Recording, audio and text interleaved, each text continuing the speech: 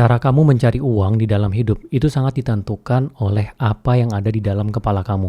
Begitu kamu paham dengan kalimat ini, maka cara kamu menjalankan hidup itu akan sangat berbeda. Saya sendiri benar-benar paham tentang ini, itu di atas umur 30. Walaupun dari dulu saya tipe orang yang suka menambah ilmu ya, saya suka belajar hal baru, tapi saya baru benar-benar paham kalau kemampuan seseorang untuk mencari uang dengan cara seperti apa, itu sangat ditentukan dari isi di dalam kepalanya. Ini dalam konteks karir, dalam konteks bisnis atau apapun, itu dasarnya itu seperti ini. Jadi kalau misalnya kita lihat ada orang punya pendapatan 5 juta per bulan dibandingkan dengan orang lain yang punya pendapatan sampai 1 miliar per bulan, yaitu yang membedakan salah satunya adalah isi di dalam kepalanya.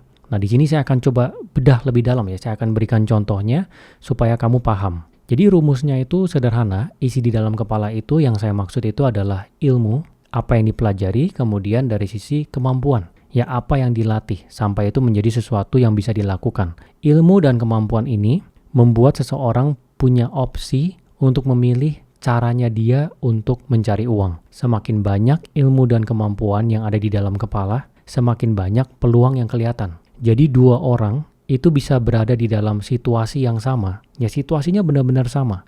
Tapi karena isi dalam kepalanya berbeda, ilmunya beda, kemampuannya berbeda, dua-duanya melihat peluang yang berbeda. Jadi semakin banyak ilmu dan kemampuannya, peluang yang dilihat semakin banyak yang bisa dijangkau dalam konteks mencari uang. Ini saya akan berikan beberapa contoh nyata untuk memperjelas apa yang saya maksud. Yang pertama, kamu pasti tahu ya, ada orang yang cari duitnya itu nge-live, dia joget-joget untuk dapat gift. Ini baru-baru ini ada yang viral dari Afrika ya, jadi dia rame-rame, dia joget-joget. Nanti kalau misalnya orang kasih satu gift yang lumayan mahal, misalnya singa, dia akan seperti nangis dan dia jogetnya itu sangat ekstrim ya dibandingkan dengan hadiahnya kalau misalnya biasa doang. Nah, kenapa dia bisa melakukan ini? Ya kenapa dia bisa melihat peluang ini? Karena dia paham cara live di TikTok, dia paham gift itu bisa jadi uang. Dan kemampuan yang dia miliki, ya mungkin joget yang bikin orang betah untuk nonton. Ini memang sebenarnya seperti pengemis online ya, kalau misalnya saya bisa ngomong, kalau misalnya kalian lihat, itu kan dia nggak ngapa-ngapain sebenarnya, cuman menunggu, terus sampai orang kasih gift, dia nangis dan dia joget-joget. Nah ini peluang terlihat oleh dia karena ilmu dan kemampuan yang dia miliki. Mungkin teman-teman dia di Afrika sana, yang lain, ada banyak yang pengangguran dan nggak ngelihat peluang ini. Karena teman-temannya nggak paham cara live di TikTok, nggak paham kalau gift itu bisa jadi uang, dan nggak punya kemampuan untuk joget-joget. Jadi walaupun orang ini seperti dia pengemis online, dia joget-joget untuk dapat gift, tapi paling nggak dia punya ilmu dan kemampuan untuk melakukan itu. Kita lihat di contoh selanjutnya. Misalnya orang yang bekerja sebagai akuntan. Kenapa dia bisa bekerja menjadi akuntan? Karena di dalam kepalanya dia punya ilmu akuntansi. Mungkin dia kuliah, dia ambil jurusan akuntansi, dan kemudian dia punya kemampuan untuk mencatat transaksi menjadi laporan. Dia punya kemampuan untuk merapikan data menjadi Excel. Ini banyak contohnya ya, kalau kita lihat orang bekerja di satu bidang tertentu, yaitu karena dia punya ilmu dan kemampuan memang di sana. Ya kenapa orang ini nggak jadi marketing ya? Karena dia tidak ada ilmu marketing. Dia tidak ada kemampuan untuk marketing, makanya dia menjadi akuntan. Lanjut lagi, jual kelas kripto. Ya ini ada orang, dia punya ilmu, dia paham tentang kripto, ya paham kalau kripto itu bisa ditradingkan, kripto itu bisa diinvestasikan, terus dia paham juga ilmu marketing, apa itu funneling, cara untuk menentukan target audiens itu seperti apa, psikologi dari target audiens itu seperti apa, dan dia punya kemampuan untuk ngajar di depan kamera. Jadi kalau dia ngajar itu bisa dengan jelas, dan dia bisa bikin konten di online yang engaging, yang views-nya bisa banyak, dan dia tahu cara untuk mengemas kelasnya dia, untuk meyakinkan orang untuk membeli. Entah itu dengan cara flexing, dia kasih lihat dia punya harta, digabungkan dengan clipping di TikTok. Intinya dia tahu caranya untuk meyakinkan orang untuk membeli. Jadi yang dia lakukan adalah jual kelas kripto. Kenapa hal ini nggak dilakukan oleh orang lain? Ya karena orang lain nggak punya ilmunya, nggak punya kemampuannya. Kalau misalnya ada orang lain yang juga punya ilmunya, tahu tentang kripto, tahu tentang marketing, dan punya kemampuannya seperti yang ada di sini, maka orang lain juga bisa melakukan ini. Kalau di sini misalnya dia tidak ada ilmu marketing, ya dia bikin kelas kripto, ya dia akan susah untuk menjual kelas kriptonya. Kalau dia cuma bisa bikin kelas kriptonya doang. Sebaliknya juga sama, kalau dia ada ilmu marketingnya, dia nggak paham tentang kripto, dia nggak akan melihat peluang ini untuk menjual kelas kripto, terutama ketika kriptonya lagi bull market. Jadi intinya balik lagi ke ilmu dan kemampuan. Kita lihat lagi contohnya. Seseorang yang membuka restoran bakso. Dia punya ilmu apa? Dia bikin produk, dia tahu caranya untuk membuat bakso yang enak. Dia ada resepnya, misalnya resep dari keluarga. Dia tahu cara menjalankan bisnis, ngitung untung rugi gimana, cara stok gimana, milih lokasi gimana, bikin sistem gimana. Dia ngerti tentang marketing, konsep funneling. Ya kemudian dia ada kemampuan untuk merekrut orang, latih karyawan supaya ikutin SOP, dan bikin konten supaya orang penasaran datang. Alhasil, yang dia lakukan untuk mencari uang adalah membuka restoran bakso dengan banyak cabang. Jadi ujung-ujungnya bisa kita lihat, ya ilmu dan kemampuan yang dia miliki membuat dia melihat peluang ini untuk membuka restoran bakso ini. Ini sebagai selingan bagi kamu yang ingin belajar bisnis atau sedang menjalankan bisnis, ingin memperdalam ilmu teknis bisnis, kamu bisa cek aplikasi Growin. Jadi di sini isinya ada ribuan ilmu teknis bisnis, semuanya diajarin oleh praktisi langsung. Ada bootcamp dari nol di berbagai bidang, digital marketing, eksportir, sampai dengan online shop. Dan kemudian bisa konsultasi tertulis juga di dalam aplikasinya, dan ada template dokumen siap pakai. Nah lanjut lagi, contoh yang kelima itu adalah membangun konglomerasi. Kenapa seseorang bisa membangun satu konglomerasi yang besar sekali? Nah ini karena isi kepalanya itu banyak sekali.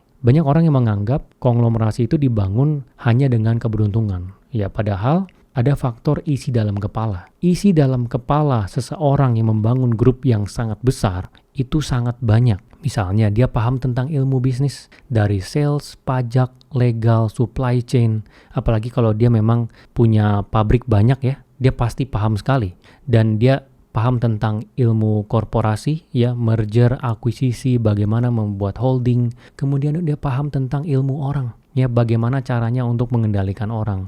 Orang tuh cara berpikirnya seperti apa sih? Ya cara bikin orang senang gimana sih? Cara bikin orang nurut itu gimana sih? Dan dia tahu cara membangun bisnis dari nol.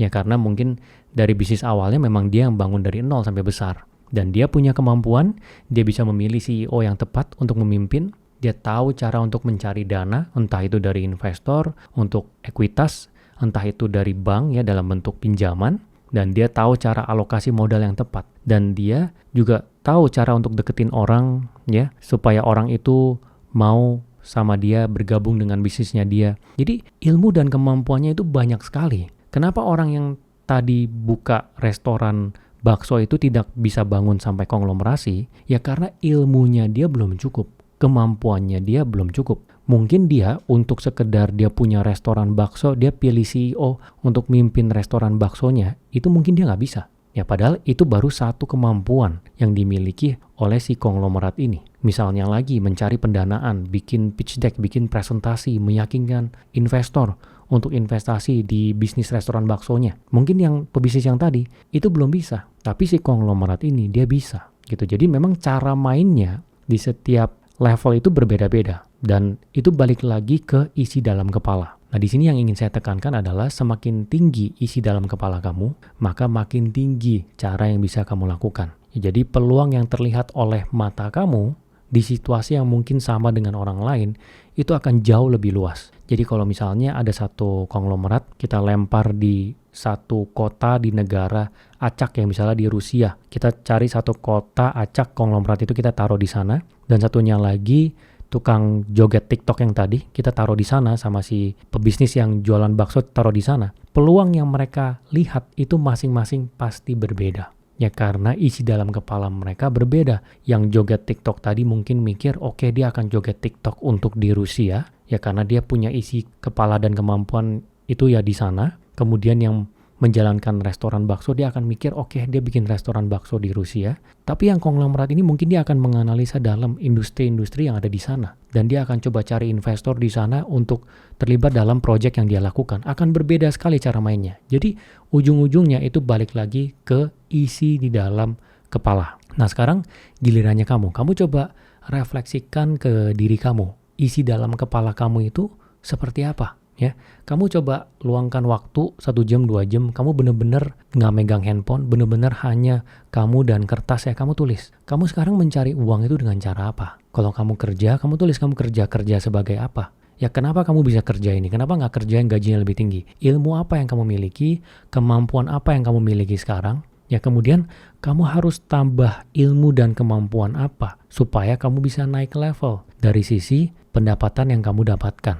Ini memang pasti butuh waktu. Saya sendiri sampai dengan sekarang, setiap minggu saya masih luangin waktu 1-2 jam untuk perenungan. Target yang ingin saya capai dalam 10 tahun, 5 tahun, sama perenungan terhadap ilmu dan kemampuan yang saya miliki. Ya sampai dengan sekarang saya masih buas sekali menambah ilmu, saya masih baca buku banyak, saya masih mendengarkan podcast, bahkan dari aplikasi Growin yang saya bikin sendiri, saya masih pelajarin semua modul yang ada di dalamnya. Saya ingin menekankan satu hal lagi ya tentang ilmu, ya ini supaya kamu benar-benar paham. Ilmu itu sifatnya menumpuk. Jadi kalau di satu waktu kamu belajar satu ilmu dan nggak kepake di saat itu, bukan berarti ilmunya nggak kepake. Misalnya, pada saat kamu kecil, kamu belajar math. Pada saat kamu agak gede, kamu belajar Excel. Pas dewasa, kamu bisa menghitung laporan keuangan dengan mudah. Jadi, kalau pada saat kecil kamu belajar math-nya nggak benar-benar, ya math-nya kamu jelek banget. Pas gedean kamu belajar Excel, nanti pada saat menghitung laporan keuangan, ya pasti ada efek karena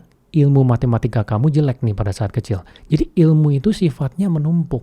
Ini hanyalah satu contoh dari banyak contoh yang bisa dibuat. Kemudian sifat ilmu yang kedua adalah ilmu itu seringkali kepakainya nanti, nggak langsung kepake. Jadi mungkin misalnya kamu belajar digital marketing sekarang nggak langsung kepake. Kamu langsung ngerasa nggak guna, padahal enggak. Beberapa tahun kemudian kamu mulai bisnis dan kamu mau implementasi digital marketing. Karena kamu pernah belajar sebelumnya, akhirnya kepake gitu. Jadi kalau sekarang terlihat tidak terpakai, itu belum tentu nanti nggak kepake. Dan semakin luas ilmu yang kamu miliki, cara kamu berpikir itu juga akan berbeda karena kamu punya referensi berpikir yang berbeda. Jadi ketika kamu mempelajari suatu hal, pastikan kamu jangan langsung ekspektasi kalau itu harus langsung kepake. Tapi kamu harus ingat bahwa ini sifatnya menumpuk dan bisa kepakainya itu nanti. Nah, jadi kira-kira ini yang ingin saya sampaikan di presentasi kali ini. Semoga ini membekas di kamu ya. Karena menurut saya kalau kamu paham tentang hal ini akan punya imbas yang sangat besar di dalam hidup kamu. Kamu akan menjadi seseorang yang sangat buas dalam menambah ilmu dan juga kemampuan. Karena itu berkorelasi dengan peluang apa yang bisa kamu lihat, yang bisa kamu gapai untuk mendapatkan pendapatan yang lebih banyak. Semoga berguna ya.